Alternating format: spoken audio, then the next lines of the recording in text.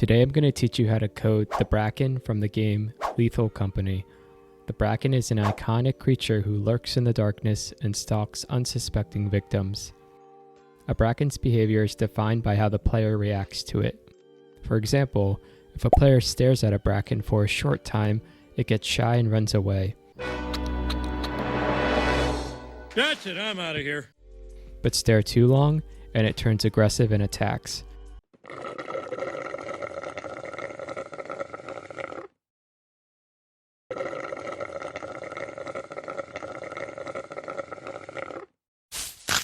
I define the Bracken's behavior as consisting of 4 states: patrolling, interested, shy, and aggressive. In this video, I'll go over the first state, patrolling, and I'll also teach you useful concepts regarding state machines and AI pathfinding to help you on your development journey.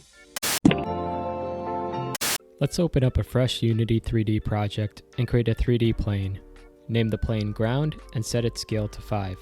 Next, create an empty object. Name it player and add the character controller component to it. Set the height to 2.5. Down in our assets window, create a new folder called scripts. Inside this folder, create a new C# script named PlayerController. I'm not going to go over the PlayerController code because it's not relevant to the tutorial. You can copy it from the video or you can copy it from the GitHub links in the description. After you copy the script, head back to Unity and drag the main camera as a child of the player game object. Set the Z position to 0, the Y position to 2, and the FOV to 90. Drag the main camera to the player camera reference on the PlayerController script. Set the tag of the player object to player and create a new layer called player and set that as well. Now you should have a working first-person controller. The foundation of our Bracken code is built upon a wonderful free asset called AI Pathfinding project. You can download the free version at this link. Drag it into your assets folder and import all assets.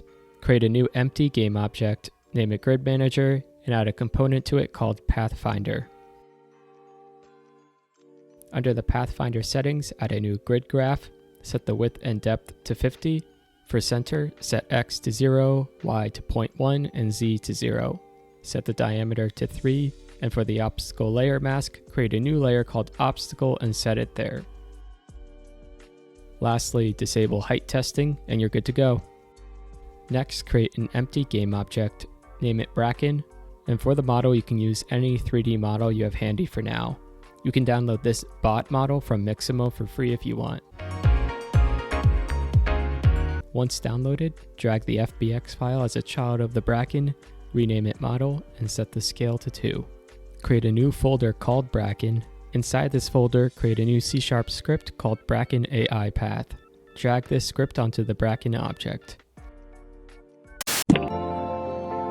Open up the script, delete all generated functions. Replace mono behavior with AI path and add the pathfinding import at the top.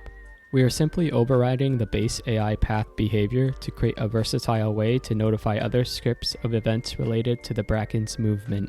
It'll make more sense later on. For now, just add the public action field and overridden onTargetReached function. Back in Unity, under the Bracken AI path component, set the height to 3.5. Create another C# script called Bracken Path Controller. Drag it onto the Bracken object. This script will allow us to control the Bracken's movement, speed, and any component regarding pathfinding. Delete all generated functions. For the fields, add a serializable reference to Bracken AI path and a public action named onTargetReached event. Create a private function named onTargetReached and just invoke the field inside of it.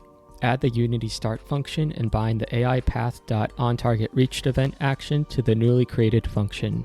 Now, anytime that action is invoked from Bracken AI path will be notified inside this class. Create a public function called setDestination with a vector 3 for the parameter. This function sets the Bracken's current target that he should move to. Just set the AI path.target to the parameter and invoke the AI path.searchPath function. Create another public function called setMoveSpeed.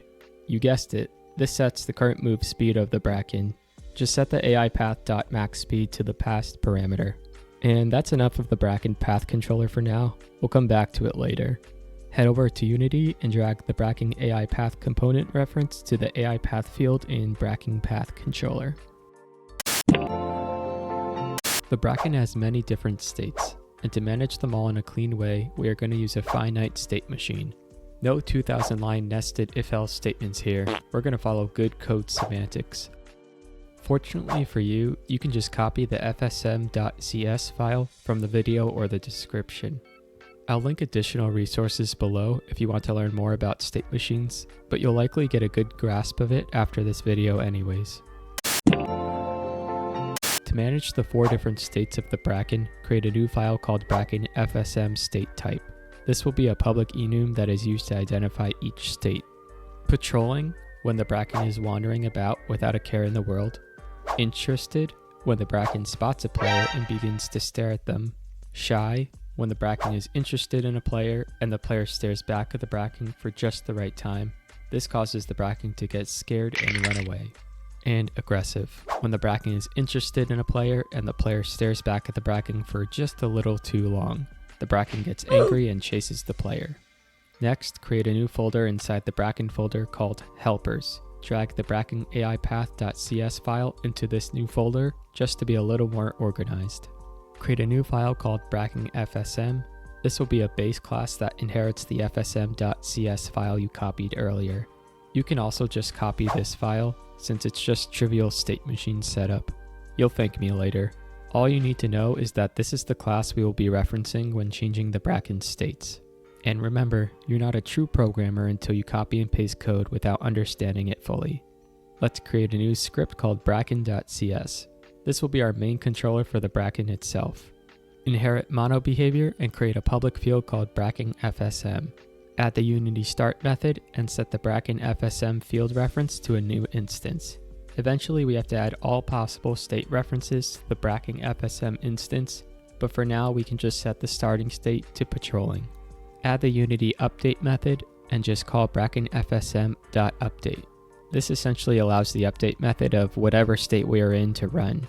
Sweet abstraction. And we'll do the same for fixed update. Now let's actually write some code for the Bracken. Inside the Bracken folder, create a new folder called states.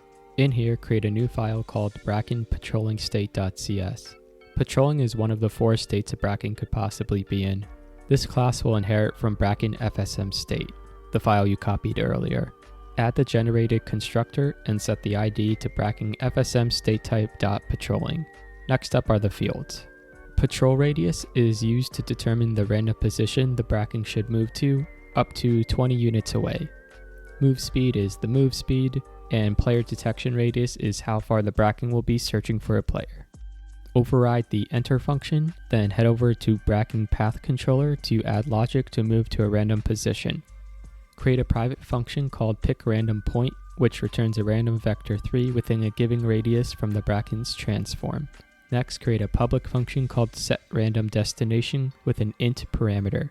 Just call the private pickRandomPoint function we just made and pass the return value to setDestination. The last thing in this class is a way to freeze the rotation of the Bracken while he is moving so that he only stares at his current target. We'll need this for the interested state. Add the enable rotation function below. Back in Bracken.cs, require the Bracken Path Controller class so we can use these functions from our states.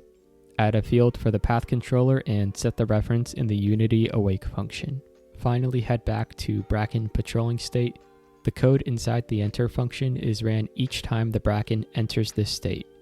Using the new Path Controller reference, set enable rotation to true, set the move speed, and set the random destination passing the patrol radius. Let's bind the onTargetReached event to a private function called onTargetReached. In here, just set a random destination again.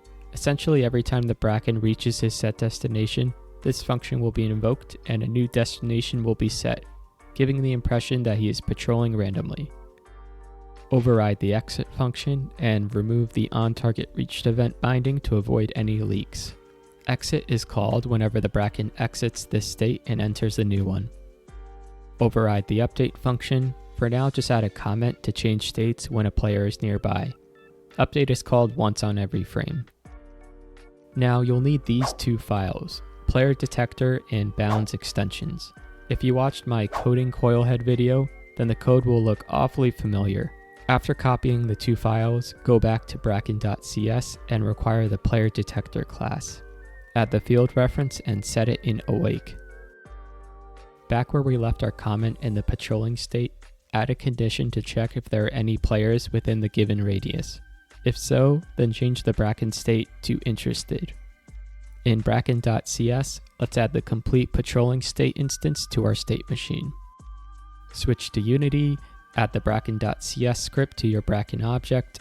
Inside player detector, set the player layer to player and add a box collider that matches the height of the model, and set the reference as well. Then hit play. On patrol, I'm on patrol, I'm on patrol.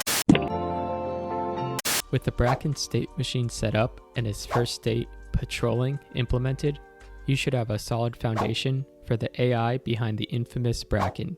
In the next part, we'll go over the rest of his states, interested, shy, and aggressive, but feel free to try to implement them yourself if you're feeling confident. Well, that's it for today. See ya.